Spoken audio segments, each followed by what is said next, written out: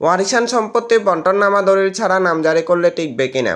আপনার যদি ওয়ারিশি সম্পত্তি যদি থাকে, আপনি যদি ওই সম্পত্তিটা যদি টাকা পয়সা দিয়ে যদি বন্টননামা ছাড়া যদি নামজারি করে ফেলেন, অর্থাৎ আপনার খেয়াল খুশি মতো যদি আপনার ওই সম্পত্তি যদি আপনি নামজারি করেন, তাহলে অন্যান্য ওয়ারিশান যদি ওই নামজারির বিরুদ্ধে যদি মিসকেস করে বা ওই নামজারির বিরুদ্ধে যদি আপত্তি জানায়, তাহলে আপনার ওই নামজারিটি টিকবে না।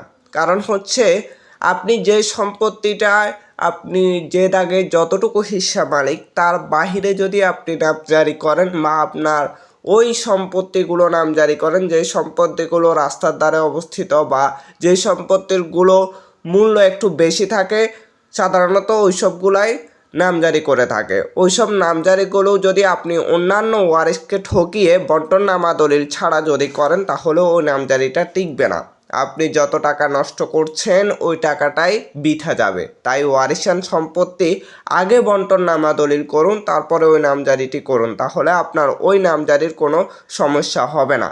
প্রত্যেকটা ব্যক্তির এই বিষয়টা জানা প্রথমেই দরকার যে ওয়ারিশান সম্পত্তি আগে বন্টননামা দলিল করুন, তারপরে নামজারি করুন। এতে করে আপনার ভবিষ্যতেও কোনো সমস্যা হবে না। ভিডিওটি শেয়ার করে দেন, অনেকে বিষয়টি জানে না।